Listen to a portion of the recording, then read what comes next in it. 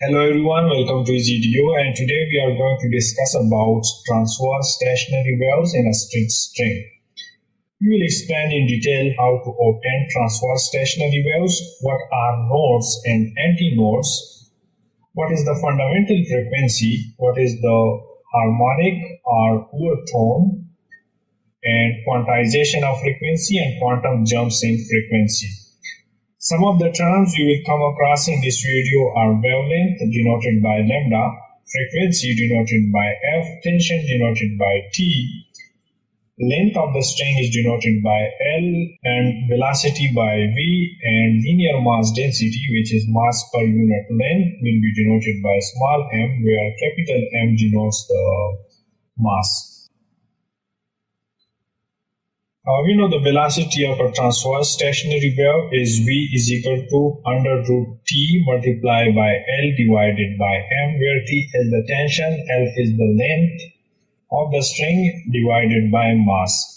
And if we write this equation in the form of linear mass density, then this will become, if we shift this L to the denominator side, this will become under root tension T divided by mass divided by length, and this term mass divided by length is known as linear mass density, which we can denote here from the small m. So we have velocity V is equal to under root T divided by m.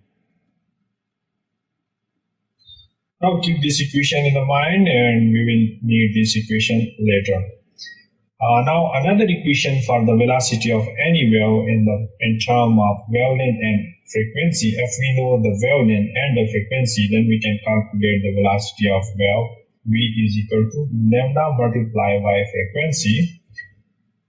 So this is if we solve this equation for the term of frequency, then frequency will look like F is equal to V divided by lambda. We divide this side by lambda and this side by lambda. The lambda will cancel out and we will have frequency F is equal to V divided by lambda, or we can say 1 over lambda multiplied by V. Now this equation is important. We will need this equation later.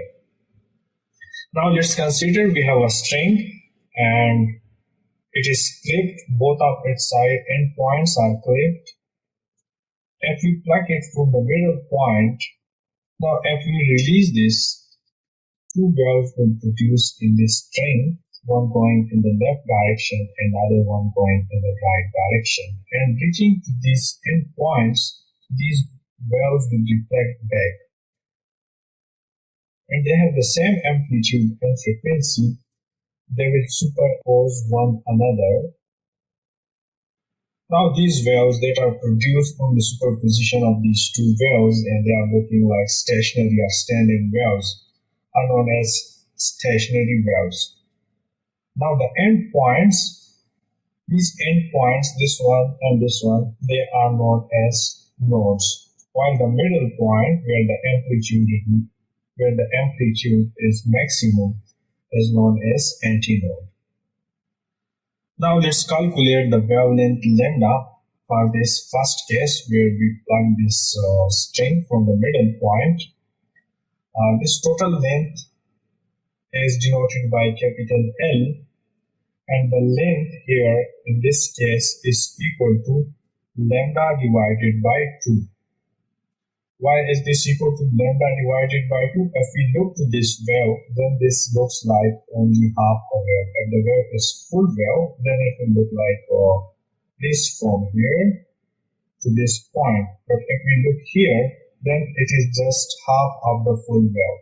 So we have the total length of this string is equal to half of the wavelength, which is lambda divided by 2. Now solving this equation, L is equal to lambda by 2 for the wavelength, we will get wavelength L is equal to 2L. Now we know the wavelength value and we know the frequency equation. Substituting these values in the frequency equation. Now substituting the value for velocity and lambda L in this equation, which is the frequency equation, F is equal to 1 over lambda multiplied by velocity, we will get F1 is equal to 1 divided by 2L. This 2L is the value of lambda. This 2L here is the value of lambda wavelength, and this under root T divided by M is the value of velocity. So we have 1 over lambda multiplied by velocity is equal to 1 over 2L multiplied by under root T divided by M. And this is known as the fundamental frequency, also known as the first harmonic. So the fundamental frequency for this string F1 is equal to 1 over 2L under root T divided by M. T is the tension, T is the string, and is linear mass density, which is mass per unit length. And this 1 over 2L is the wavelength for the first case, where we have plugged this string from the middle point. Now let's go for the second case. Let's suppose this is the total length L from here to here, this point, and we plug this by 1 over 4. 1 over 4 portion are the quarter of this length L. If we plug this from this point and then release it, then it will create waves that will look like this. Now in this case, we have plugged this from 1 over 4 point of its total length. For example, this is 1, this is 2, this is 3, and this is 4. So this point is 1 over 4th of the total length of this string. Now, when we release it, it will also create two pairs. One is going this way, the other one is going this way, and they will superimpose one another and create a stationary or standing waves. Now, in this case, the total length of this string is equal to lambda divided by 2. This is half lambda, and this one is also half lambda. So we have two half lambdas, or we can say one full lambda. But now let's consider only half. So we have total length is equal to half lambda plus half lambda, which is equal to lambda divided by 2 plus lambda divided by 2. And solving this equation, we will get 2 divided by 2 lambda. But here we do not need to cancel this 2 with 2. So we can just solve it for lambda is equal to 2L divided by 2. Now substituting this value of lambda again in the frequency equation of 1 over lambda multiplied by velocity. Here the value of lambda is 2L divided by 2, and the value of velocity is under root T divided by M. So we have frequency F2 is equal to 1 over 2L divided by 2 into under root T divided by M. This 2 will go to the denominator, and we will have 2 divided by 2L under root T divided by M. Now if we take these 2 common from this equation, then the inside equation here will look like this. We will have 2 into 1 over 2L under root T divided by M, and this term which is inside the brackets, if we look to this term, then this term is equal to the fundamental frequency term F1, which is 1 over 2L under root T divided by M. So we can substitute the value of fundamental frequency F1 for this whole term, and we will have the F2 frequency is equal to 2 into F1. F1 is the fundamental frequency. Now let's go for the third case. If we plug this length from 1 over 6th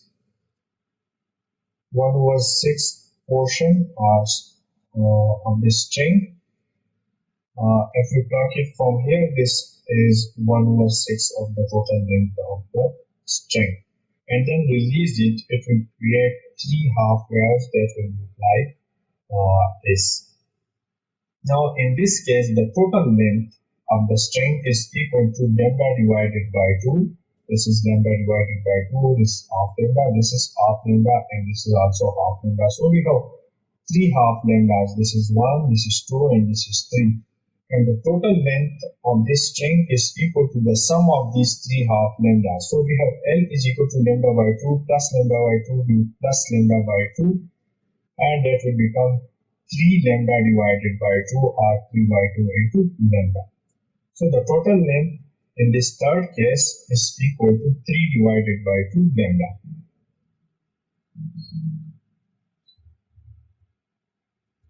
Now solving this here for the value of lambda, we will have lambda is equal to 2L divided by 3.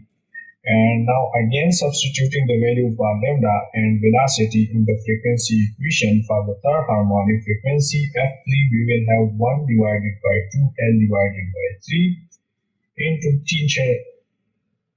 tension T divided by M. Now again this 3, this is the value of lambda which we have derived here. Lambda is equal to 2L divided by 3. And this 3 here again will shift to the denominator side, and we will have 3 divided by 2L under root T divided by M.